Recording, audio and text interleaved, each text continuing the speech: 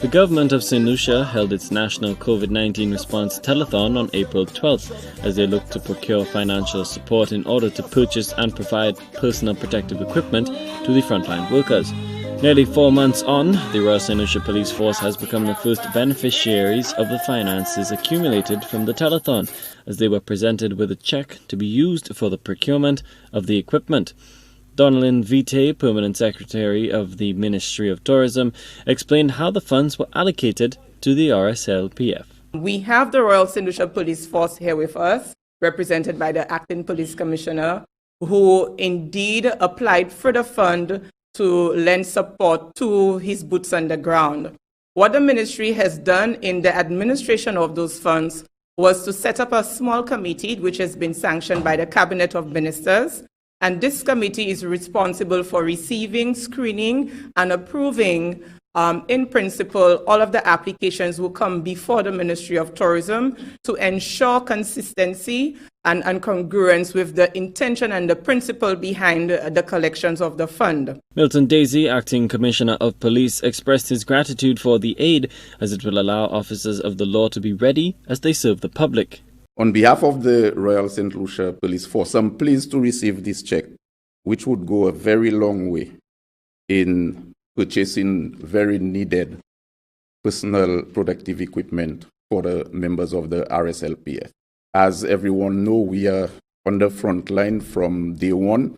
We are still there, and I want them to continue to be there. That is the officers. And I would not like to see officers serving members of the public and not prepared. And that is in terms of having the personal protective equipment, which includes face shields, the face mask, the sanitizers, and so on.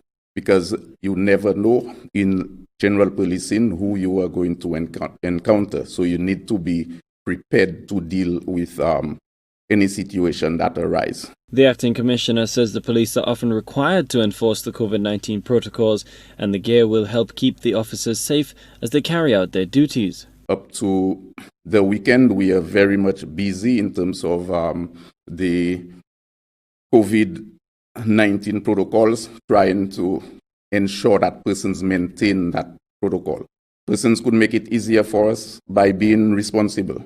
Take responsibility for your action. In as much as we are in opening mode, most services are open. However, the COVID is still open, and we need to take the necessary precautions to ensure that persons are safe, that our police officers are safe, so that they could continue providing the much needed service to the members of the public.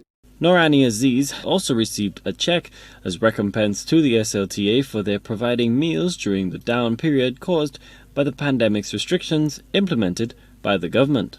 The National Meals Program represents the best of what we have to offer in terms of public-private sector collaboration.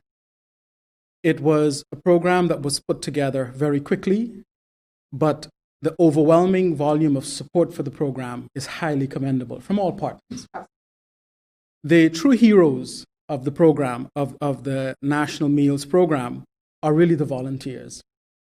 Volunteers who braved all the uncertainties that we were going through at the time to show up in kitchens, hospitality workers, and prepare these meals selflessly.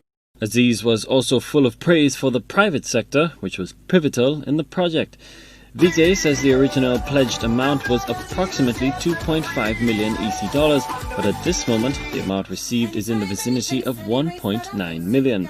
The Permanent Secretary is pleading with those who have pledged to make good on their promise in order to help in the fight against COVID-19. Colby DeVoe, HTS News Force.